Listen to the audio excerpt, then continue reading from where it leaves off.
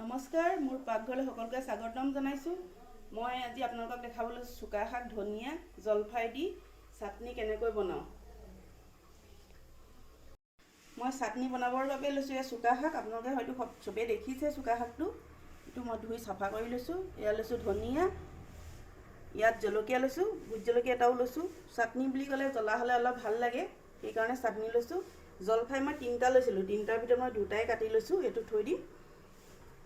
আৰু এই নিমখ এচামুচ লৈছোঁ, আদা লৈছোঁ আৰু নহৰু লৈছোঁ। এয়া পানী বাতি লৈছোঁ, কাৰণ বস্তুখিনি শুকান হ'লে জলফাইটো অকণমান টান যে, পানী বাতি লৈ লৈছোঁ মিহি হ'বৰ বাবে।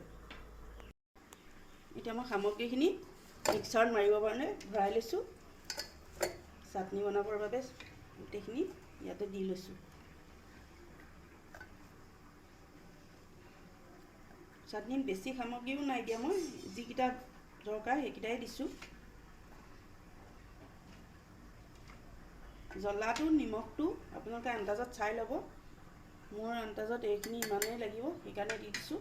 লগতে পানী বাতিও দিছোঁ, সৰু বাতিয়ে দিছোঁ পানীটো, সৰু বাতিটো সেইটোৱে দিছোঁ। এতিয়া মই মিক্সাৰত চাটনিখিনি পিচি ল'ম। চুকা শাক, ধনিয়া, জলফাই দিয়া চাটনি মোৰ পিছা হৈ গৈছে। আপোনালোকে ভিডিঅ'টো চাই কেনেকুৱা পালে লাইক, কমেণ্ট, শ্বেয়াৰ কৰি দিব আৰু লগতে ছাবস্ক্ৰাইব কৰিবলৈ নাপাহৰিব।